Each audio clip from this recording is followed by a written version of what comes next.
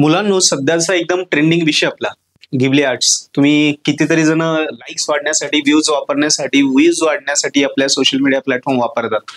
खूप छान आहे, मला आनंद वाटतो. आपली काहीतरी भारी प्रकारे एक इमेज तयार होते, भारी वाटतं माणसाला. पण त्यालाच थोडं मला जस्टिफाय करायचं आहे, कारण खूप सारे इंजिनिअरिंगचे मुलं सर्रासपणे सध्या त्याच्या ट्रेंडमध्ये आहेत की प्रत्येक जण आपले सोशल मीडियाचे, इंस्टाग्रामचे व्ह्यूज वाढवण्यासाठी भारी भारी फोटो हे करतोय, पर्सनल फोटोला त्याला हे करतोय. सो मित्रांनो, माझं म्हणणं असेल, हरकत नाही, तुम्ही वापरा. नवीन टेक्नॉलॉजी आहे आणि AI बेस आहे, तर ऑब्व्हियसली आपलं इंजिनिअरिंगचेच फील्ड आहे, वापरा. पण त्याला एक मर्यादा पाहिजे. कारण काय होतं, भरपूर वेळा या साऱ्या केसेसमध्ये जेव्हा ChatGPTला वगैरे आपला जो डेटा दिला जातो या प्रोसेस थ्रू, सो यांच्यामध्ये भरपूर वेळा आपला खूप हेवी लेवलचा डेटाही ऍक्सेस केला जाण्याचा, स्टोअर केला जाण्याचा खूप मोठी भीती असते. हे लक्षात ठेवा. सगळीकडे ते सर्रासपणे वापरलं जातंय, पण आपला डेटा, पर्सनल डेटा सुद्धा आपल्या फोनमधनं ऍक्सेस होऊ शकतो. मित्रांनो, या रिअल गोष्टी आहे. मी तुम्हाला बिलकुलही घाबरवत नाही, बिलकुलही तुम्हाला म्हणत नाही की वापरू नका. पण तुम्ही सगळे माझे विद्यार्थी आहात. मागच्या वर्षभरापासून तुम्हाला टॉपर बनवण्यासाठी आम्ही काम करतोय, तुम्हाला कितीतरी बेस्ट इंजिनियर बनवण्यासाठी आम्ही काम करतोय, शिकवतोय. सो कुठेतरी वाटतंय की तुम्हाला हक्काचा माणूस पण पाहिजे, तुम्हाला थोडं जपण्यासाठी, तो ते जपण्याचं पण काम करणं माझे कर्तव्य आहे. प्रोफेसर म्हणून सगळ्या चांगल्या गोष्टी सांगतोय, जे चुका होतात त्याही सांगणं गरजेचं आहे ना. सो तुम्ही वापरा, ट्रेंड आहे वापरा, पण त्याला एक मर्यादा ठेवा. खूप पर्सनल आपले फोटो असतील वगैरे वगैरे, शक्यतो मुली वगैरे खूप पर्सनल फोटो असतील वगैरे, अशा गोष्टी त्याच्यावर आपण हे करू नका. अशा केसेस खूप झालेल्या आहेत एवढ्याच 2-1 दिवसामध्ये पण. सो या गोष्टीपासून तुम्ही वाचा. मी तुम्हाला रिअल टाइम एक्झाम्पल देऊन प्रूव्ह करून देतो. आता तुम्हाला एक कॉल रेकॉर्डिंग ऐकवतो, जे मशीन लर्निंग AI इंजिनियर आहेत, स्वतः मोठ्या MNC मध्ये मोठा एक्सपिरियन्स असलेल्या व्यक्ती, त्यांनी या प्रकारच्या कितीतरी डेटाबेसवर ऑलरेडी वर्कआउट केले, कारण ते स्वतः AI इंजिनियर आहेत. तर त्यांचेच तुम्ही कॉल रेकॉर्डिंग ऐका, तुम्हाला रियालिटी कळेल. येस, सो आपण सुरू करूया. Hello sir. हॅलो. हा सर, आपण पर्पल ॲट मधून बोलतोय. सो आपण असा एक सध्या व्हिडिओ बनवतोय, ट्रेंडिंग टॉपिक ChatGPT आणि गिबली आर्टवर. सो मला हेच विचारायचं आहे तुम्हाला की तुम्ही आता सध्या टेक एक्सपर्ट आणि AI/ML एक्सपर्ट वगैरे आहेत, बरोबर? हो. हा.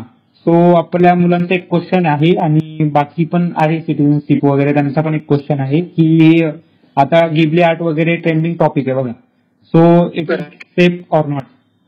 हे बघ राज, काय आहे ना, गिबली आर्ट, ChatGPT यांना लार्ज लँग्वेज मॉडेल बोलतात. आणि हे लार्ज लँग्वेज मॉडेल ना खूप व्हेरियस डेटावरती ट्रेन असतात. आता आपण ChatGPT बद्दल जर बोललो तर तो टेक्स्ट डेटावर आणि इमेज डेटावर पण काम करतोय.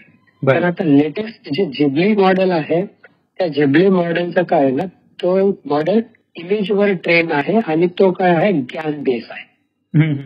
ज्ञान एक टेक्निक्स आहे आणि त्याच्यामध्ये काय करतो, तो इमेज इनपुट घेतो आणि त्या इमेज मध्ये जे पण पर्सन असेल, मेल फिमेल जे पण असेल, राईट, बरोबर, त्याच्यावरती त्याच्या एक्झिस्टिंग नॉलेज वरती तो काय करतो, एक अॅनिमे बनवून देतो, एक अॅनिमेटेड इमेज बनवून देतो. Correct, right. हे तो फायद्याचा आहे की तुम्ही इमेज टाका आणि तिथे अॅनिमेटेड, आणि फायदा असा आहे की आपल्याला एक्सटर्नल टूल वापरायची गरज नाहीये. करेक्ट. आणि हे एक फायदा आहे. पण याचं काय असतं, डेटा याच्यामध्ये पुन्हा जो डेटा आहे तो डेटा लिकेजचा चान्स आहे. तुम्ही तुमचे पर्सनल डेटा टाकतायत, पर्सनल फोटो टाकतायत, राईट.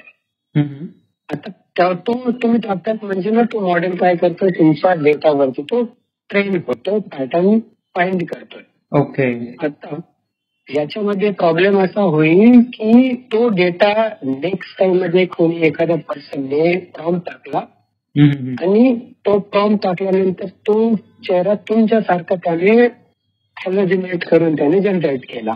करेक्ट. तर त्याच्या पॅटर्न वरती मग या इथे तो चांगल्या प्रकारे पण यूज होऊ शकतो आणि वाईट प्रकारे पण यूज होऊ शकतो. ओके. म्हणून यूज करा, पण तिथे आपली पर्सनल इन्फो किंवा पर्सनल आयडेंटिटी नका टाकू तिथे. ओके. आणि तुम्हाला दुसरं असं काही दुसरे इमेजेस टाका, म्हणजे दुसऱ्यांचे म्हणजेच काय की कोणते दुसरे टाका, पर्सनल इमेजेस नका टाकू. ओके. डेटा लिकेजचा प्रॉब्लेम होऊ शकतो आणि त्याचा मिसयूज होऊ शकतो. ओके. तुम्हाला चांगल्यासाठी तुम्ही यूज करू शकता, पण मग तो पण असा यूज करा की तो कुठेतरी ऍप्लिकेबल असेल आणि चांगल्या गोष्टीसाठी यूज होत असेल. ओके. तरच यूज करा, अन्यथा नाही यूज केलं तरी चालेल. दुसरे खूप साऱ्या गोष्टी आहेत त्या यूज करा. थँक्यू. खूप छान माहिती दिली तुम्ही. याच्याबद्दल आता खूप साऱ्या मुलांचा डाऊट क्लिअर झाला असेल की सो आपण हे वापरलं पाहिजे का नाही वापरलं पाहिजे. Thank you sir. ओके. वेलकम राज.